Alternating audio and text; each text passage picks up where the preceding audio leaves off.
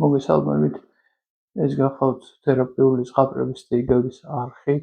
მე გახლავთ ფსიქოთერაპევტი მერაბ ბონიანი. დღეს წაგიკითხავთ იგავს, რომლის სახელია შემთხვევა. ხომალდის დაღუპვის შემდეგ ერთადერთი ცოცხლად გადარჩენილი ადამიანი ალყამ პატარა დაუსახლებელ კუნძულზე გარიყა. იგი გულმხურვალედ ევედრებოდა ღმერთს შველას. დახმარების მოლოდინში ყოველდღე ათვალიერებდა ჰორიზონტს.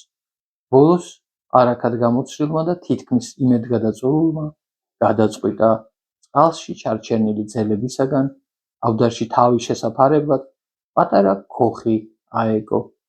ერთხელ საკვების აძებრად წასული უკან რომ დაბრუნდა, ნახა რომ მისი ქოხი ცეცხლის ალში იყო გახვეული, კვამლი კი ცას წვდებოდა. რაც გააჩნდა, ისიც დაკარგა. იგი რისხვა მოიცვა და საყვედურიც კი შეჰკადრა უფალს. ღმერთო, როგორ შეგეძლო ასე მომგზეოდი? მთელი ხმით ყვიროდა გამწარებული. გამთენიისას ნაპირს მოახლოებული გემის ხმამ გააღვიძა, რომელიც მის საშველად მოსულიყო. როგორ გაიგეთ, რომ აქ ვიყავი?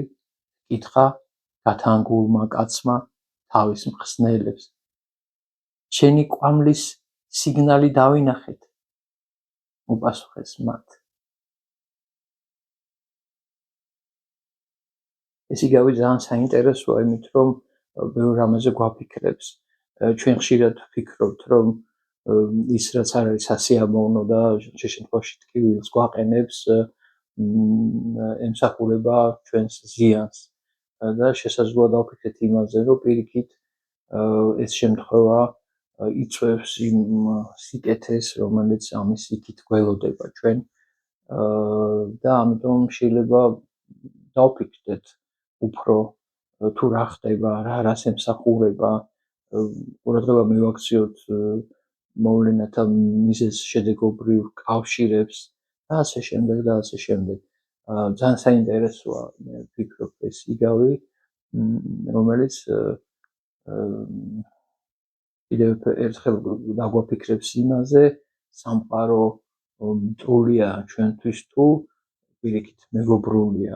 ცხადია, ჩვენ ვიხრებით იქითკენ, რომ სამყარო მეგობრული და კეთილსაიმედო და კეთილსასურველია ჩვენთვის და ცხოვრებისეული მოვლენები, რომელსაც ჩვენ შევემთხოვით ხოლმე ხშირად, არის ის გაკვეთილები,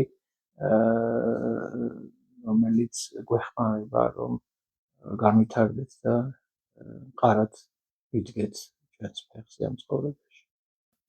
ჩვენთვის, როგორც ყოველთვის, ძალიან მნიშვნელოვანია თქვენი მოსაზრებები და თუ შეიძლება მოგწერეთ თქვენი აზრები ამ თემასთან დაკავშირებით და თუ დაინტერესოთ, მიაჩნიათ, გამოიწერეთ ჩვენი არხი.